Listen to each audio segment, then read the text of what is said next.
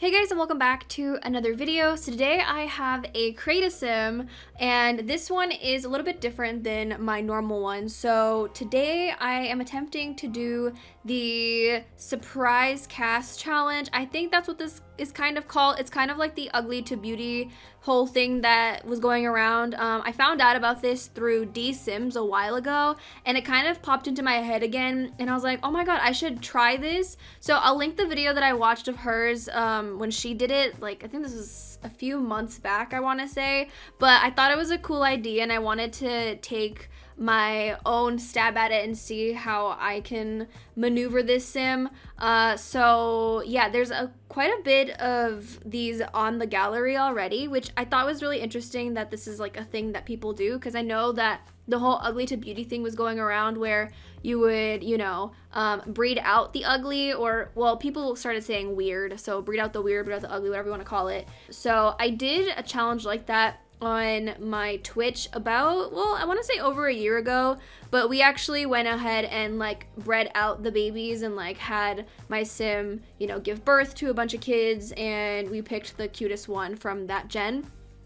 So we did that, we completed it. It took us, I want to say 6 or 7, maybe 8 generations to get through and like get a decent looking sim, because some of the structures on the face, does that make sense? Some of the features, not structures, some of the features on my sim's face was very prominent, and so we were trying to get rid of that. But yeah, I mean, I've had fun doing it, and I've never done it through just create a sim where you kind of just get a sim and then like fix them up. I might have had a few sims like that, but nothing too crazy like this. So I wanted to try and see what I could come up with, and I think the hardest part is definitely, of course, the face, because I guess I don't play around my sims faces so much that I know like how to put them right back into place and make it look okay. So I think the hardest part for me was definitely the profile, because I couldn't figure out how to get her cheekbones from not like sticking out, and like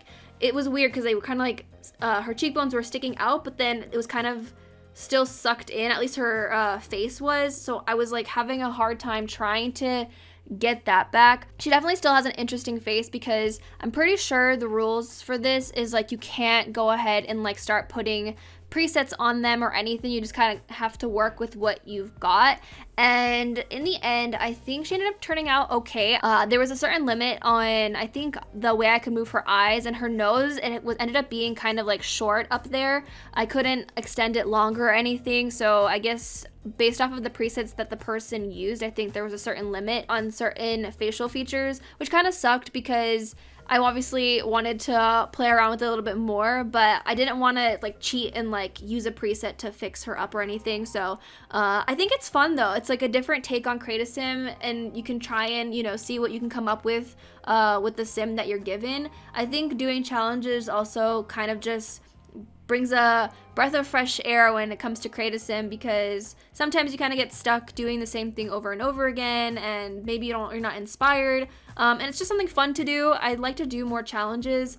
I know that there's some out there that I've done in the past, but there's others that I definitely want to approach. One that I've been kind of working on is a alpha and maxis one. Well, alpha versus maxis, where I have the sim in alpha and then make them also in maxis match. So I've already done the alpha part of it. I just haven't done the maxis match version. So I hope that I can get that finished up and do that. And then I want to redo the random genetics challenge, because I've done that, I think I want to say 2 years ago or so, and I'd like to have a go at that again and see what kind of sim we can come up with, because I don't know, I feel like when you do that, you can kind of make a sim that you wouldn't normally make. So I think that's kind of nice to have a different take on CAS. So I'm gonna try and do more challenges throughout this year. So if you guys know of any good create a sim challenges that I might have not done or haven't heard of, please let me know. But definitely alpha versus maxis is something that is going to be probably coming up